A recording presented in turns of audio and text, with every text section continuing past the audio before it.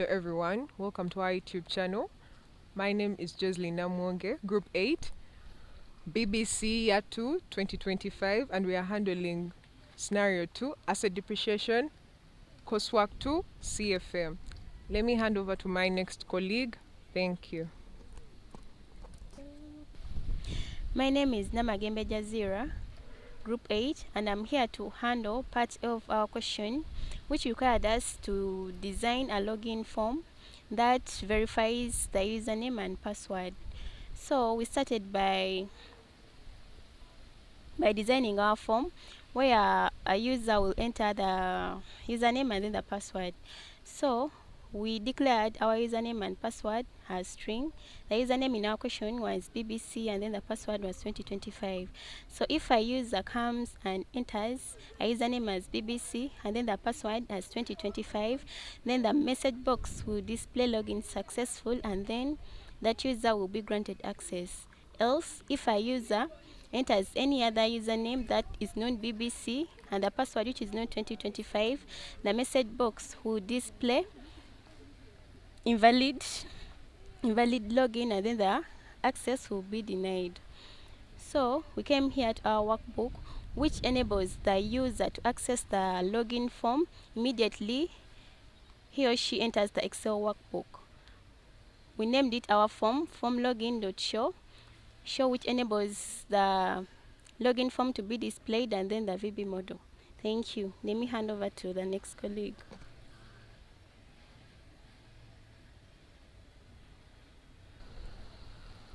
Hello everyone, my name is Naomi Akiro. We're going to talk our question. We're doing number 2 and it's about asset entry form. And the first thing we are supposed to do, it has values like asset, cost, salvage value, useful life, and a depreciation method. So we are going to the back end. We see the logic that we used.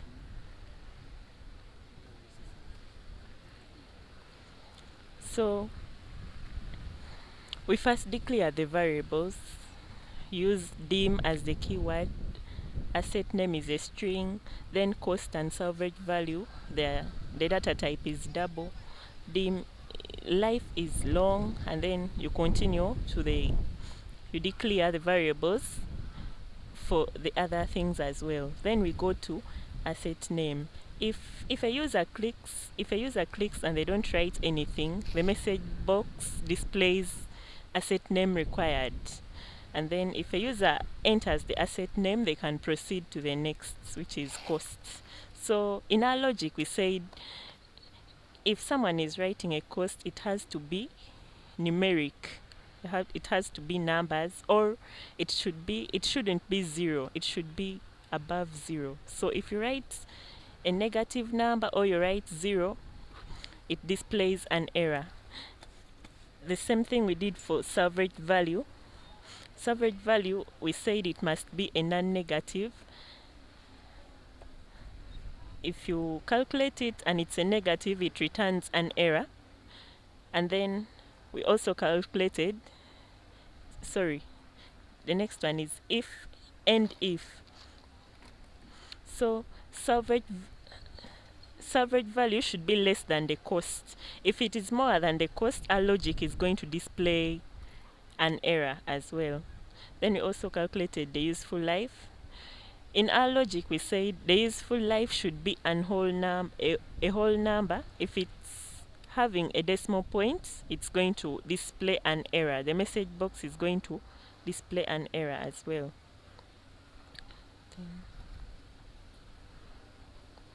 Then we move to the different methods of calculating depreciation that we have.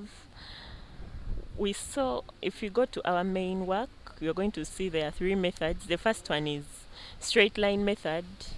Then we have sum of year digits, and we have double declining method. So in our logic, we said for a user to proceed to calculate depreciation, they should first select a method. So we represented it with a down dropping arrow. You choose one of the methods, and then you go on to calculate using it. Straight line method is represented by SLN. Sum of yard digits is represented by SYD, and double declining method is represented by DDB. So you choose one of the methods and automatically it will help you to calculate the depreciation, which we all know is the loss of value of an asset. So you go ahead, after calculating the depreciation, you save it as asset register. Yes. Thank you so much. I can hand over to my next colleague.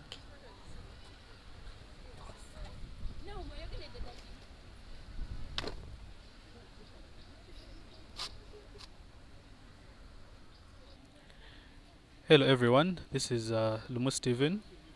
So finally, after we've come up with our asset entry form, we are now required to automate our depreciation schedule.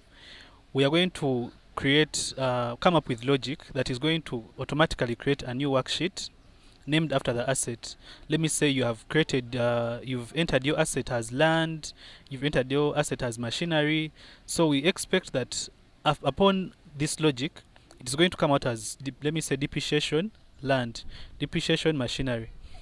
Afterwards, the sheet is going to also display a full depreciation schedule, and we shall use the iteration logic, either a for loop, next loop, and inbuilt Excel functions to carry out our calculations for the DDB, for the SLN, and the SYD. Those are the depreciation methods. Then we also expect to see our depreciation schedule will have the year, the beginning book value, the depreciation expense, and ending book value. So as we can see on screen, we are going to first of all call our variables that we already created. So here we are going to call them by value instead of simply reassigning variable names, as it would be dim, then you give the variable name. Here we're going to call them by value, which is already present. So it will be by val asset name as string. Then furthermore, we shall then look at the logic, which is the loop through the years, as highlighted. A loop through the years, yes. So we shall select a case method, which select case is simply, it is also an iteration of its own, whereby it goes through the different cases you've provided. In this case, or in this scenario, we have the straight line method, we have the sum of years digits, we have the declining balance. All those are cases. So the select method will choose a case depending on what the user has entered. So when we go ahead to run our code, this is what we shall have. Here we shall try out, and we shall, let me say we have land as our asset. We shall go and enter the cost of land, which will be this is 10,000, this is 100,000, this is 1 million.